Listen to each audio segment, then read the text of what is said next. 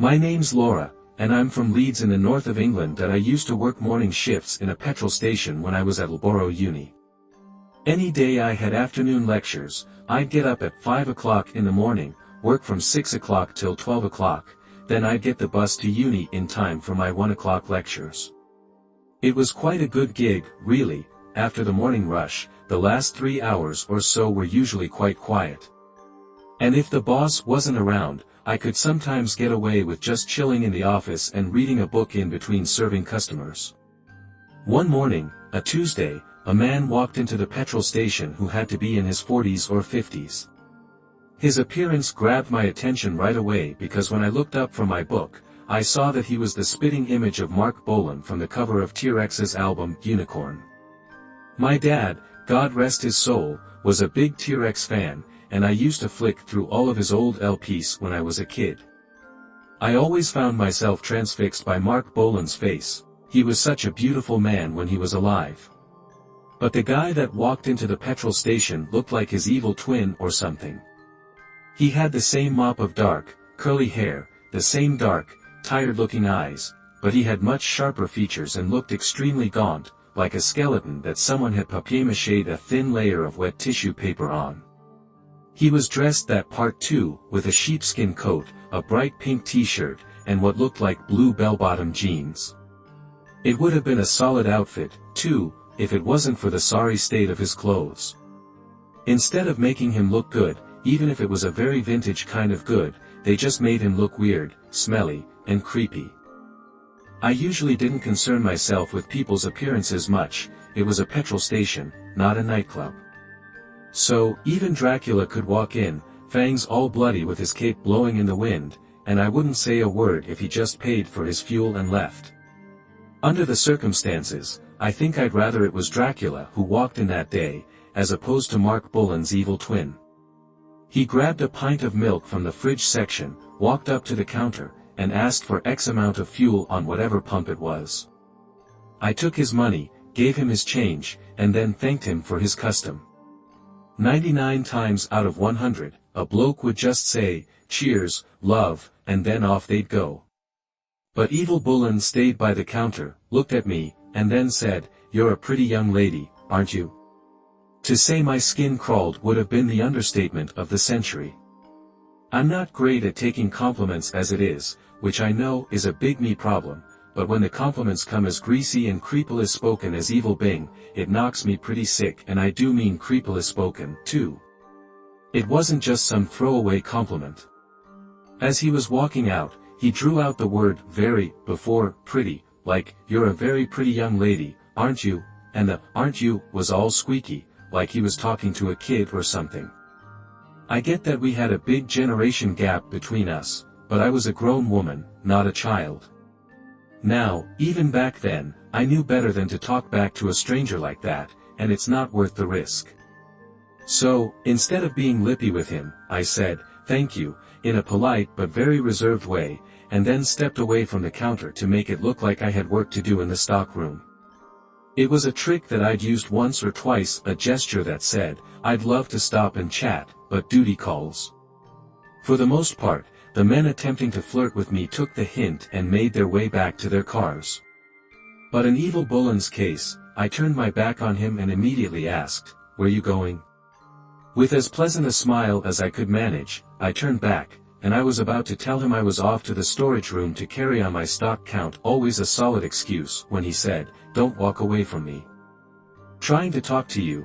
There was just a hint of aggression creeping into his voice when he said it, too, just enough to get me thinking, "Oh, this guy's going to be a problem, isn't he?" I started explaining that as much as I'd like to stop and chat, I had to work. My exact words were, "On the clock," to which he replied, "Well, I'm a customer," and then started telling me how he didn't often get to talk to a girl as pretty as me, so he wanted to make the most of it. I tried telling him that as much as I appreciated the compliment, I'd get into trouble with my boss if I didn't complete my assigned workload.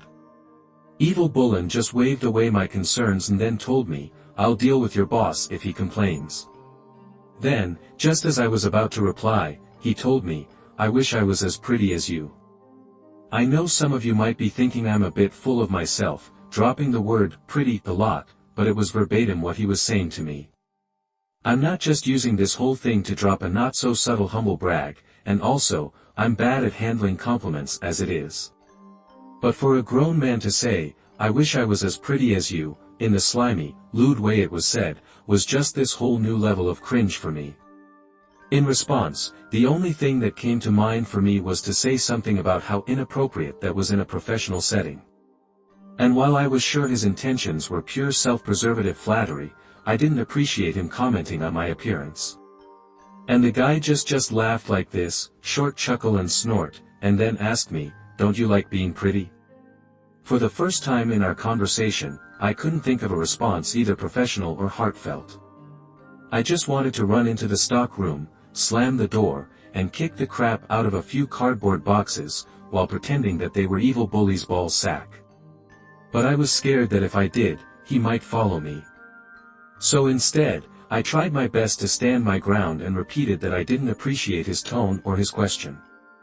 I then told him that if he didn't leave the premises, I'd call the police. A little bit more of that aggression crept into his voice as he asked me, "What, you really going to call the bloody police just 'cause someone called you pretty? Are you taking the piss?" I didn't even want to engage with him, so I just asked him to leave and added some preemptive thanks to make my point. There was a bit more to and fro with him saying how he was a customer and wasn't going to leave. Then, when I pulled out my phone as if to say, "I really am about to call 999, he says, "You know, if I looked like you, I'd just stay at home all day without a stitch of clothing on, just staring at myself in the mirror." To this day, that's still one of the most skin-crawling, creepy things a man has ever said to me. At the time, I was so angry I could have screamed, but I tried my very best to keep my cool and just asked him to leave again. Boland's evil twin started going off on one about how I needed to learn to take compliments. Then, he wished he got half the amount of attention that I did, which was just a bizarre thing to say because he didn't even know me. I just kept asking him to leave, on repeat, assuming it was just a matter of time before he ran out of steam and did leave. But he kept going and going and going. He started saying something about how depressed I'd be when I got older and lost my looks. He claimed that once they'd been taken away from me, I'd be nothing but a pathetic, undesirable waste of oxygen and I'd end up sticking my head in an oven. This guy was off his rocker, and that comment really pushed me close to the edge in terms of just snapping and screaming at him. But I just gripped my teeth and repeated myself for the umpteenth time that he needed to leave.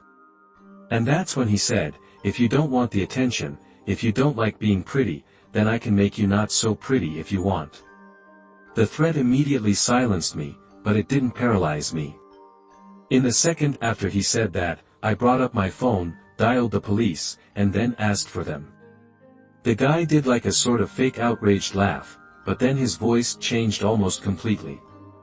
It went from a sort of sneer to a very deep, guttural growl.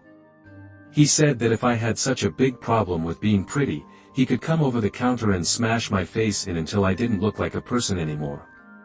He claimed my friends and family wouldn't recognize me when he was done, and I could forget about any kind strangers calling me pretty because I'd be as ugly on the outside as I was on the inside. And by the time I'd been connected to the police, there was a tremor in my voice as I started telling the operator what was happening. It was probably one of the more stressful experiences of my entire life, to be honest. Because while I was watching Boland's evil twin to make sure he didn't jump over the counter, and while I couldn't help but hear all the horrific stuff he was saying, I had to concentrate on giving all the necessary info to the police. It was like total cerebral overload, and the more stressed I got, the more upset I got. I remember how the bloke said something like, "I'd love to cut your face off and wear it. I'd stare at myself in the mirror and bang on wearing your F-knickus. Well, I pretend that I'm you." I heard that, then the operator said, "Police are on their way," and then I just lost it. I started screaming at that guy, telling him how the police were on their way, how he was going to get nicked if he didn't screw off while he still had the chance. Only then did he start making his way towards the door. But while he did, he had a load of stuff about how he'd be back the next day to teach me a lesson in manners and all this other stuff he never followed up on. Thank God, the police were there in minutes. I showed them the CCTV footage, and as soon as I did, one of the officers instantly recognized the man who had been harassing me. He said his name was Charles or Chaz, but then he sometimes told people his name was Alexei Bowie. I said that he hadn't told me his name, he just gone off one after I didn't giggle and curtsy when he gave me a compliment. And apparently, this was something Chaz did a lot, according to one of the coppers. The police had already received several complaints regarding Chaz's habit of harassing lone women, especially ones that were working and couldn't otherwise just walk away from him. It was like his thing. And according to one of the officers, he was just weeks away from being arrested and charged. They were still waiting to get the go-ahead from the CPS, but when they did, Chaz was probably going to prison for a few months at the very least. I couldn't have asked for a better outcome, and I think they actually went through with what they said because I never saw that Chaz again, not around the petrol station and not around town anywhere. I don't know the guy's actual full name, so I've never been able to look it up to find out how much time he actually got, if any, but the fact that I never saw him around the garage again was a good indicator that he'd finally got what he deserved. Last November, I turned off the highway into a 2-pump gas station in the middle of nowhere at around 1:30 in the morning. I guess I was kind of zonked from how tired I was because as I drove my car up to the pump, everything seemed as normal as could be. My eyes were locked on the pump display as I filled my car up, trying my best to not go a penny over $30. So, it was only when I walked over to the kiosk to pay that I noticed something was off. The first thing that got my attention was how there was no one manning this kiosk. At first, I just waited, thinking the employee was just taking a quick bathroom break or something of that nature. But then, as I started to look around, I realized the driver of the car at the pump in front of me was nowhere to be seen either. They weren't in their car and they weren't inside the convenience store. So, my first thought was how the driver and the gas station attendant must have both gone in the back of the store. I guess I got this momentary chill, thinking I might have interrupted a robbery or something, and I was suddenly very hesitant to knock on the glass or call for service. I remember turning to check out the car parked in front of me and thinking, if it's a Honda, then I'm getting out of here. But it looked to me like it was a 2011 3 Series. Now, if you don't know cars, Hondas are easy to steal. BMWs, on the other hand, not so much. And while that didn't completely preclude the possibility that there was a robbery in progress, it reassured me enough that I started knocking on the glass and asking if there was anyone there. I knocked once, and then twice, and then, after the third time, I knocked on the glass in as many minutes, and it hit me that something highly unusual was clearly going on. My first thought was to try the door to the convenience store. I'm pretty sure it was supposed to be locked, but when I pushed, the door swung right open for me. I walked up to the counter, calling out, "Hello," the whole time, and then, thinking there might have been some kind of medical emergency, I jumped the counter and took a look around the back of the store. There was a bathroom, a storage room, and a small office, but all three were unlocked and empty. Then, and only then, did I realize that the entire gas station was completely deserted. I checked around the back just to be sure, but I figured there'd be no one there. And then, once I was 100% sure something seriously weird was going on, I pulled out my phone and got ready to dial 911. I wasn't still 100% sure what to do, so I called out, "Hello," again, but much louder. When that got no response, I called the cops. I could tell that at first, anyway, that the dispatcher thought that I was just some jerk customer who was angry my gas station attendant wasn't there when I needed them. But once I properly explained that there was literally no one to be found anywhere on the premises or elsewhere, she started to take my call a little more seriously. She asked where I was, and when I told her, she asked if it looked like there had been a robbery. I remember asking, how the hell would I know, but she explained that if there had been a robbery recently, an employee might still be hiding somewhere. I felt this sort of twinge of frustration because, like I said, I looked probably everywhere except the dumpster around the side of the gas station. And as I'm walking back from checking out the highway for signs of life, I just so happened to be passing it as the thought to open it popped into my head. I wanted to be able to say to the dispatcher, "There, I even checked the station's dumpster, there's definitely nobody here, ma'am. But when I opened the dumpster, there they were. I only caught a glimpse of what was inside before I dropped the lid of that dumpster and backed off like the thing was radioactive. But a glimpse was enough for me. There were 2 bodies in there, all bent out of shape with dark stains all over their clothes, and one of them was almost certainly wearing a gas station uniform. I remember saying something like, "Oh Jesus, oh my God," pacing away from the dumpster in a state of total shock, with the dispatcher in my ear. "Sir, tell me what's going on, sir." And I told her, "They're in the dumpster, Jesus Christ, they're in the goddamn dumpster." The cops arrived in about 10 to 15 minutes, and by then, I'd run off near the highway to puke up all the contents of my stomach. I'd remembered that thing about preserving the integrity of crime scenes, so in a wild panic, I'd actually puked as I was running. Then, I had to hold the whole puke in my mouth for a few seconds before I puked even more out near the highway. After that, I just walked back and forth, hitting my vape until I saw a cop car heading towards me down the highway. Then, after talking to one of the officers for a few minutes, he told me I was free to leave. I looked the whole thing up online the first chance I got later, but although I found a bunch of stories about a member of the public, yours truly, finding some bodies at a gas station, there was nothing that explained how or why those 2 people had been killed. Never since have I been extra careful while driving at night. Both in the sense that I keep a very close eye on my fuel gauge and try to avoid any nocturnal pit stops, but also if a gas station looks a little too quiet, I'll avoid it altogether and just head to the next one. I used to work nights at a gas station called North Star Mar, out near a place called Foster in rural Virginia. I used to drive up from Gloucester, get there at around 10 p.m., and then work all through the night until 6 a.m., when my boss, a dude named Judd, came over to relieve me. Judd lived right next door to the gas station in a big old house that he claimed he built himself. There was no way he built that whole thing on his own, but he was far too nice for me to call him out on it, so I just let it be. He was a great boss, too. I mean that from the bottom of my heart. Not many folks can say that they had a boss who had done almost anything to keep them safe, but I can. It makes me feel a little guilty sometimes that I don't head up there to visit them more, but I don't like going anywhere near Foster anymore. I don't like going anywhere near the place, and by the end of this story, I think you're going to understand why. I worked at the North Star for 9 months and 3 weeks, working anything from 2 to 5 nights a week, depending on how busy I was at school. Not a single customer in all the time I worked there ever gave me a single ounce of trouble. It was one of the best jobs I ever had in that respect. It was always a little busier on weekends, but during weeknights, I'd sometimes serve only 2 or 3 customers a night and spend the rest of my time watching movies on my iPod.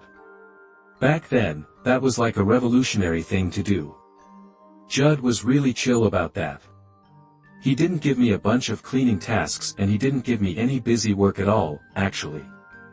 And he only ever had one rule: if anyone ever showed up late at night acting weird in any way, I was to call him right away. It didn't matter if the call woke him and his wife up from the sweetest dreams they'd ever had. If anyone was acting sketch, Judd wanted to know about it. I figured that was fair enough. The gas station was Judd's whole life. It was his retirement plan. So, if it went up in flames, well, you see where I'm going with this. Even though it felt slightly emasculating, as in, I felt like I could take care of the station myself, I agreed to give Judd a call every time there was any disturbance. When he first told me about his little golden rule, I'd be lying if I said that it didn't make me a little nervous. I guess it suggested that there were a lot of weird people who came by the gas station at night, but that couldn't have been further from the truth. Like I said, no whole months and not a single instance of weird or disturbing behavior. And then one night, it happened. I was in the back office one night, splitting my attention between security monitors and a copy of The Dark Knight Rises, when I suddenly saw a lone figure approaching the gas station. We had 3 cameras, one facing the pumps, one facing the approach to the store, and a third which allowed me to watch the inside of the store from the back office. I could see the guy walking towards the store, past the pumps, and then into the view of the second camera. But then, instead of walking into the store like literally everybody else, he stops dead outside the door. He's right in the view of the second camera, so I'm looking at this guy fairly close up. He looked like a perfectly regular rural Virginia dad type, work boots, some faded jeans, and a baseball cap with some kind of hunting or fishing logo on it. Literally the most unremarkable looking guy that could ever walk through our door. But his behavior most definitely got my attention. I guess it's not entirely true that nothing weird ever happened, because there was one previous occasion where I called Judd in the middle of the night. Some crazy lady was screaming like a demon out near the pumps. It was a Saturday and had to be maybe 4 to 4:30 in the morning. But just like Judd said, I gave him a call at his house. I told him about the lady and how her screaming was freaking me out. He asked for a description, I gave him one, and then he tells me, let's just let it ride on payday. She'll head home once she's tired herself out. And then, you know what she did? She eventually stopped screaming and then just kind of walked off, like she was done with that night's performance. Anyway, the guy in the sporting goods cap stopped dead and just stood there in front of the camera, not moving a muscle. Not nearly as freaky as screaming like a banshee, but still weird. Nonetheless, I figured he was, I don't know, taking a moment to think or something. But then, as I'm watching him, his head starts slowly moving, turning his neck until he's staring into the camera lens. I know it was just an illusion, but it felt like it was staring directly at me, and that was easily one of the most unnerving sensations I've ever experienced.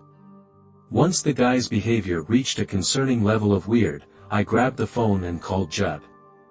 I didn't even feel emasculated doing it either. Whatever that guy's problem was, it wasn't meth, it was something way scarier than that. Judd picked up the phone, then once again he asked me to describe the person acting weird. I started describing the guy, and then the next thing, Judd slams the phone down. I look back at the screen, and the guy's disappeared from view, but he's not in the store either. Where the hell is he gone? But at the same time, I'm also thinking, why did Judd just slam that phone down on me? He told me to call him if something weird started to happen, and the first time he sounded sleepy but pretty calm. So I was wondering what was so different about that time. Suddenly, I see him on the monitors. Judd was running towards the gas station, wearing nothing but his boxers and a wife beater, and he was carrying a shotgun in his hands. He burst into the store and asked me where he is. Then, when I say the guy just disappeared and think he just walked off, Judd runs past me into the office to check the monitors. I'm freaking out too, because what the hell is he carrying that shotgun for? But no matter how many times I asked him what's going on, he kept silencing me and telling me that I needed to concentrate as he ran back to the security footage to get a look at the guy's face. I watched him rewinding the footage until he finally found what he was looking for, and when he did, I watched Judd turn completely pale. Whoever it was, Judd was terrified of him, so terrified that he felt the need to come running over with a shotgun to protect me. And then that scared the hell out of me too. Judd sent me home that night after calling the cops, and the next day, he called to say that he'd understand if I didn't want to come back to work. I asked just one time if he could tell me who the man was, and Judd paused and then repeated the part about understanding if I didn't want to come back. I thanked him for the job, wished him luck, and then just hung up. Like I said earlier, I still feel guilty about not going up to see him more. He was a great guy and a great boss. But without knowing who that guy was, without knowing why Judd was so scared of him, I couldn't put myself in the position of working for him anymore. I didn't want to die for some stupid gas station job, no matter how cool my boss was. And if there was a guy out there who scared the hell out of one of the toughest sons of guns I'd ever known, then what chance in hell did I have? Back when I was in my senior year of high school, I used to work weekends at a rural gas station here in my home state of Nebraska. I worked second shift every Saturday and Sunday, from 2 p.m. to around 9 p.m. Early one summer's afternoon, I set off to work with nothing but a few wispy clouds in a clear blue sky. Now, call me sentimental, but I love driving around Nebraska. I don't think there's any place quite like it. You hit the highway from some small town, and it's like the whole world stretches out in front of you for as far as the eye can see.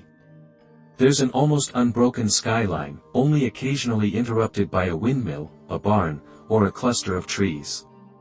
It can look as pretty as a picture on a sunny day. And up until that point, May had brought only sunshine and showers. But as I drove along the highway that afternoon and looked off into the distance, I saw some really scary-looking storm clouds rolling in. The general rule is that most storm clouds look much scarier than they actually are, especially when there's that big wall of angry-looking clouds facing you down like something straight out of the Bible. But most of the time, you get a little rain, you get a little wind, and nothing much else to worry about. However, on this occasion, something told me it was going to be a bad one. And by the time I got to the gas station, the storm warnings were being sounded over by local radio stations. My co-worker and I normally did a quick handover, but since we got the storm warnings, we both had a hell of a lot more work on our hands. We had to lock all the windows, then either secure all of our outdoor fixtures or drag them inside. And then, we had to inspect the pumps and all that kind of stuff before shutting off the fuel completely. My coworker went off to fuel up the generator just in case we lost power, as I went off to assemble a bunch of flashlights and batteries. We obviously can't use candles with it being a gas station, so it's a major priority. We already had our designated shelter lined up, the station's office. So, after ensuring the first aid kit was fully stocked, we kept the radio tuned up and our ears wide open for weather alerts and other announcements. We figured people would stay home, and we'd be in for a pretty turbulent but relatively lonely shift, but we were wrong. One by one, 3 cars rolled into the front over the course of about an hour, 2 driven by single people and the other containing a mom and her 2 young daughters. Wherever they'd been, the path home led directly through the storm. So, instead of risking their lives, they came to us and begged for shelter, and we couldn't say no to them. We weren't exactly equipped to shelter at many people, especially not overnight, but there was just no turning them away under these circumstances. We let everybody help themselves to drinks and snacks if they were hungry, mainly to try and calm their nerves, as the incoming storm got worse and worse. And boy, oh boy, did it get worse. We all stayed relatively calm until we heard the tornado sirens going off. I'm pretty sure all the grown-ups there had heard the sound before, but it scared the hell out of the younger woman's 2 daughters, who started screaming and crying and begging their mom to take them home. Then, when stuff started flying off of our roof, a piece of debris hit one of their cars, and the sound of the alarm made the kids cry even harder. The poor things just didn't understand what was happening. It only took a few more moments of stuff falling off of our roof before we knew that we had to find shelter in the station's office. There was just enough room to fit everyone, and thankfully, with the office shielding us from the sound of the sirens and the howling winds, the 2 little girls started to calm down a little. But when something flew across the parking lot and smashed through the big plate glass window, it made a sound like a freaking bomb exploding. The sound scared the hell out of me and a coworker, and by that point, we were kind of expecting it, but the 2 little girls nearly lost their minds. They must have thought the whole building was coming down, and so did one of the single drivers. As the girl started shrieking, she had some kind of panic attack and tried to run back to her car. Once we realized what she was trying to do, my coworker lunged at her, telling her how going outside meant absolute death. She wouldn't listen. She tried to fight my coworker, screaming and flailing, and it took me and the other single driver to subdue her. The little girls were screeching so hard they could barely breathe, watching as she struggled a little more and then just burst into tears. Then, and only then, did she stop struggling as she cried and told us over and over again that she was sorry. We rode out the storm together for the next few hours, and I remember how the thing that really united us and kept us from getting too frightened was the goal of keeping those 2 little girls from screaming themselves unconscious. I worked so hard at keeping them calm and reassuring them that we were all going to be just fine, but sometimes when I think about it, I think we were all trying to reassure ourselves too. And talking to them, little girls like we were, was sort of projecting.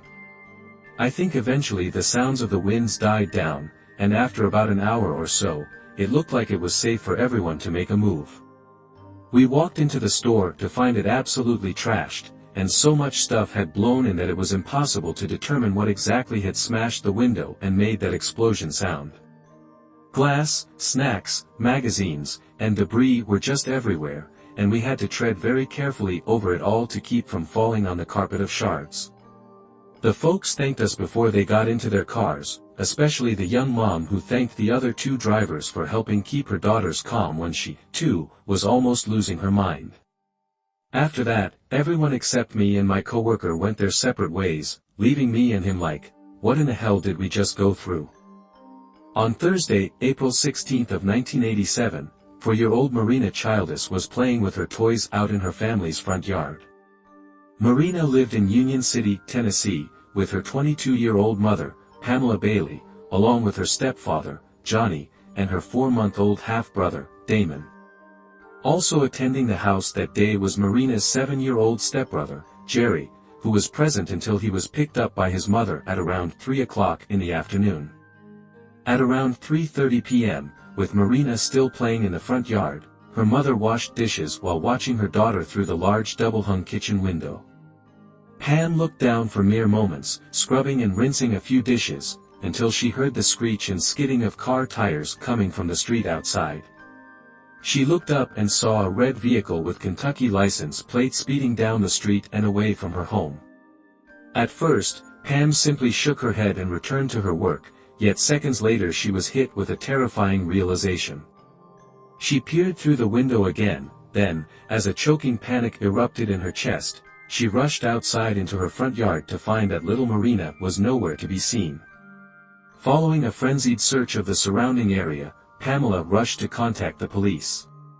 She strongly suspected that her 4-year-old daughter had just been abducted by someone driving a red car with Kentucky license plates, specific to McCracken County in the state's far west. Not just because it was seen speeding down the street, but because someone driving the exact same vehicle had approached her daughter at a nearby gas station just hours before she went missing.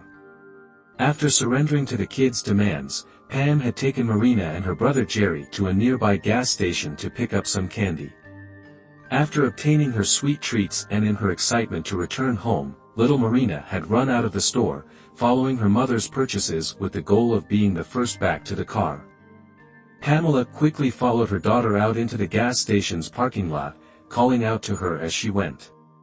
Only to find her staring up at a man she didn't recognize. The man leaned forward, towering over the frightened child, and began talking to her, but when confronted by Pamela, he excused himself and walked away. Pamela gently scolded little Marina and told her not to go rushing off like that in public places. Then, as her tearful daughter apologized, Pam traced the strange man's path and saw him climbing into the driver's seat of a red car with McCracken County plates. Officers from the Union City Police Department rushed to apprehend their suspect and tracked him down to his old Kentucky home. He seemed surprised by their arrival, admitted to having talked to the little girl at the gas station back in Tennessee, and even consented to a brief search of his home to confirm Marina wasn't there. The police all but ruled him out as a suspect and, after extensive interviews with Marina's stepfather as well as her biological father, they too were cleared of suspicion. The investigation continued for another 6 weeks, with the police becoming more and more exasperated with the lack of progress. Until one day, a deeply shocking confession rocked the local community. On June 8 of 1987, Pam was talking with a private investigator named Stan Caves. Caves had been hired by the beat of Pam's family, who were frustrated with the tepid progress of the investigating police. One day, he and Pamela were conducting a tape-recorded interview. Pamela began talking about the day Marina went missing and how her misbehavior was becoming increasingly unmanageable. Marina's behavior got worse and worse while Pam got more and more stressed. Then, after about a bout of near-riotous misconduct, Pamela snapped, spun around, and struck her daughter on the back of the head. She hit with such force that little Marina wobbled, took a tumble, and then struck her head on the corner of a nearby table as she fell. Pamela rushed to her daughter's aid but was horrified to discover that smashing her temple against a pointed wooden corner had suddenly and quite definitely killed her. Pamela continued her confession, fully aware that she was being recorded. Telling Cobbies that once she realized Marlena was dead, she'd hidden her body in the trunk of her car. She then drove the said vehicle to the nearby town of Martin, where she contacted a family friend named P.L. Summers and arranged to meet him at a bridge on Campground Road. There, they carried the dead girl's corpse from the trunk of Pam's car and then tossed it into the Obion River. Investigator Stan Cobbies was stunned. He asked Pamela to confirm that what she was saying was the truth. When she nodded, he informed her of his obligation to inform the police on the tape. A tearful Pamela states that she understands, then Cobbies pushed a button, and the recording ends. Cobbies immediately contacted the Union City Police Department, with whom he'd already been working closely, and informed them of Pamela's shocking confession. She was subsequently arrested on charges of second-degree murder. A team of highly trained police divers was sent to troll the river for any trace of Marlena's remains, but this is where the case becomes as vexing as it is chilling. Tennessee's Obion River is a relatively slow-moving and meandering watercourse. Heavy rains can temporarily increase its speed and water level, particularly in the winter and spring when rainfall increases. But in its natural state, much of the Obion consists of slow-moving waters, especially in the lower stretches where it flows at a much more leisurely pace as it approaches the Great Mississippi. According to Pamela, she and her friends had tossed her late daughter's body into the water during the small hours of April 17, a time when most of the spring rains had come and gone. This meant that by early June, a team of divers would most certainly have been able to recover any human remains that were tossed into the Obion just 2 months prior. But strangely, despite an intense search that spanned multiple days, not a single trace of Marlena's body could be found.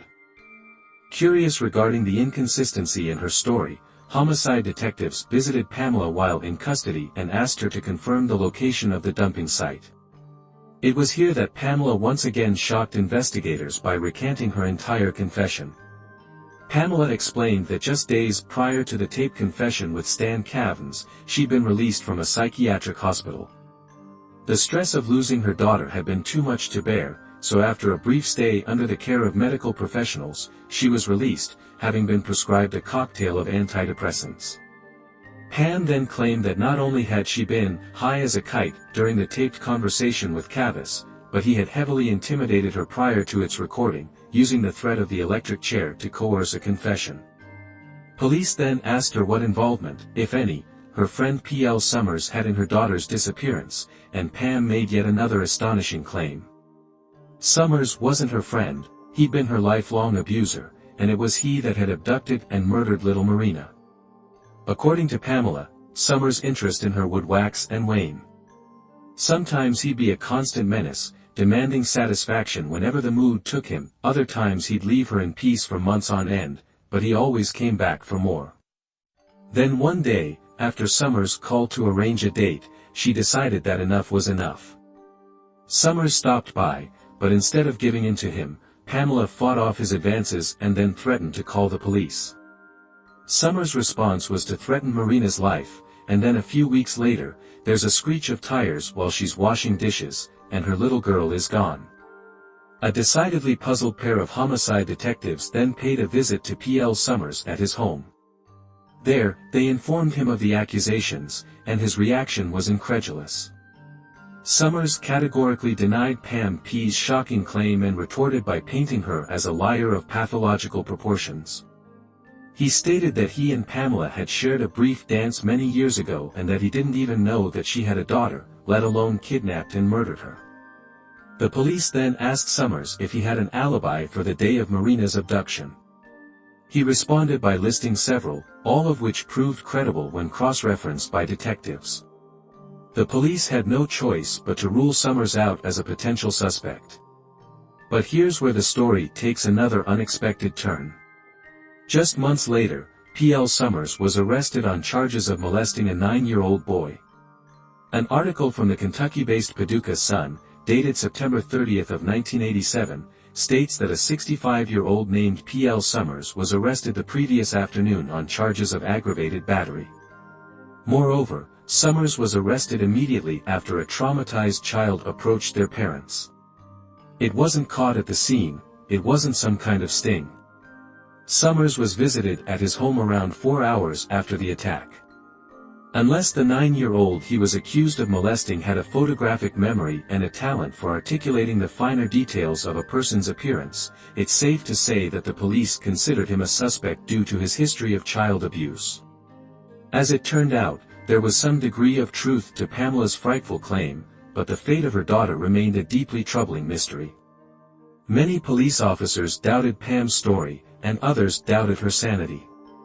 But all agreed that without a body or any other kind of solid evidence, the chance of getting a conviction was highly improbable. Free to move on with their life, Pamela Bailey found that she couldn't continue living in Union City and relocated to Mayfield, Kentucky, around 40 miles northeast of her childhood home. 2 years later, sometime in early 1990, Pamela gave birth to a son, whom she named Casey. For 12 long years, they lived in peace and harmony. Then, on April 22 of 2002, just a few months after Casey's 12th birthday, Pamela told her young son that she had a surprise for him and asked him to put on a blindfold. Casey did as she was told, before his mother led him out to the car and helped him into the passenger seat. 6 days prior marked the 15th anniversary of Marina's disappearance. She would have been 19 years old had she been alive. Pamela drove her son all the way to the mystery destination she had picked out, then carefully helped him from the passenger seat and led him off into the unknown. Casey kept asking if he could take off the blindfold yet, but his mother told him no, that he had to wait until the right moment. He felt grass soft and spongy under the soles of his sneakers, and then suddenly his mother brought him to an abrupt halt and told him to take off his blindfold. When Casey did so, his first reaction was utter confusion. He believed his mother was taking him somewhere exciting or fun, potentially as a belated birthday present. Instead, she had taken him to a cemetery. Casey looked around, wondering what in the world his mother was thinking when he suddenly spotted a clue to the purpose of their visit. Before him, a single word was etched into a small child-sized gravestone, "Son," it said. Casey turned to see his mother brandishing a knife. He tried to run, but she grabbed his shirt, stabbing him once in the back of the neck and twice through the flesh at the top of his shoulder. Thankfully, Casey's quick thinking and decisive action saved his life. His dynamic movement meant the stab wounds inflicted by his own mother were only relatively minor. He escaped, sought help, and then fully recovered following a brief stay in the hospital. Pamela was once again arrested on charges of harming one of her own children. But when questioned, she claimed that she had no memory of the event and must have blacked out for the duration. She was subsequently charged with attempted murder, but after a period of legal wrangling, she ended up pleading no contest to charges of second-degree assault. She received a 10-year prison sentence but was released after serving just 2/3 of her time. While she was in prison, police took the opportunity to reopen the investigation into the disappearance of Marina Childers. But despite their best efforts, they were unable to make any solid progress in their investigation. Some detectives remained firm in their position that Pam, who had already admitted to harming one of her children, was responsible for Marina's death. Others weren't so sure.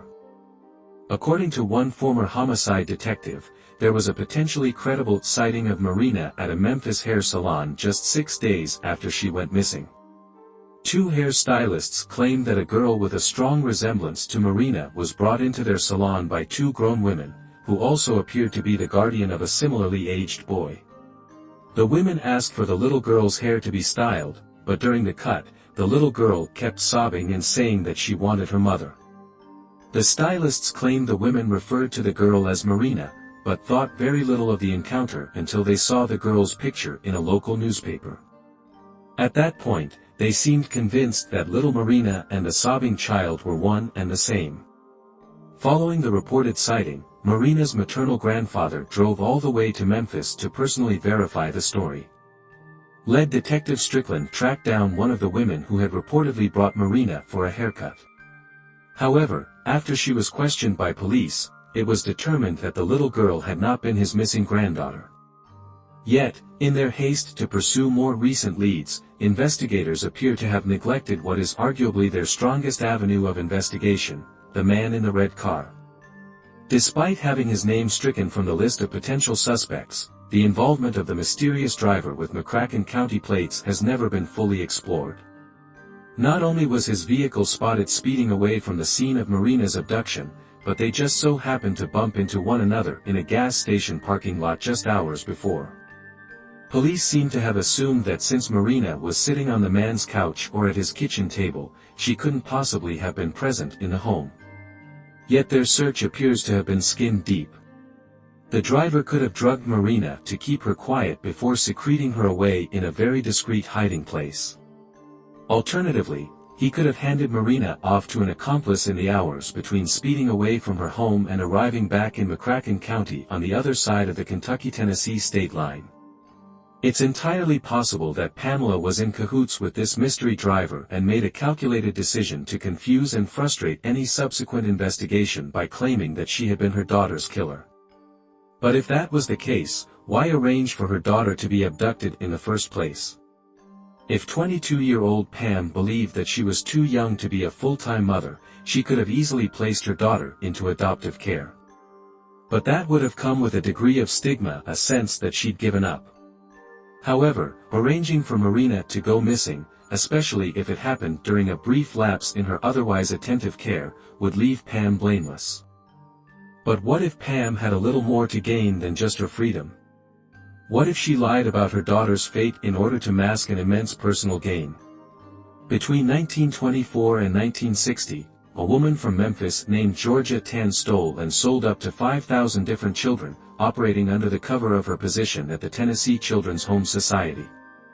Tan arranged for the children to be adopted in exchange for vast sums of cash. She performed no background checks on the people she sold children to, meaning there's a good chance that she deliberately sold children to people who would exploit their labor or exploit their innocence. Tan charged anywhere from $700 to $110,000, and during a speech in 1944, had the audacity to accuse other adoption agencies of trafficking vulnerable children for profit. Incredibly, one child stolen and sold by Georgia Tan grew up to be a household name. Born as Fred Phillips, the infant boy was sold to Kathleen and Richard Fleer sometime in early 1949 or 1950, who went on to settle in the state of Minnesota before renaming the boy Richard. The boy grew up an athlete, and by the early 1970s, he was well on his way to becoming the styling, profiling, limousine riding, jet flying, kiss stealing, wheeling and dealing son of a gun, Rick, the nature boy, Flair. The point is that even some of America's most beloved public figures were once bought and sold as children. Sadly, Georgia Tan died of uterine cancer 3 days before the state filed charges against her, and thus, escaped justice. But there's no evidence that the network she operated was effectively dismantled. It's estimated that Georgia Tan had made somewhere in the region of $120,000 from the sale of orphan children, which in today's money is almost $1.2 million. An industry that profits doesn't just disappear overnight, and it seems far too much of a coincidence that Tan's trafficking operation and Marina's mysterious disappearance occurred in the exact same state. It makes very little sense that Pam Bailey would be working in cahoots with the driver of the red car, only to then swiftly report him to the police. But what if the driver was a well-placed decoy employed as part of a vast, historic human trafficking network that's existed for 100 years? What if she felt so guilty and was so acutely aware of the evil that lurks in the shadows of our society that her ultimate gift to her 12-year-old son was eternal, dreamless sleep?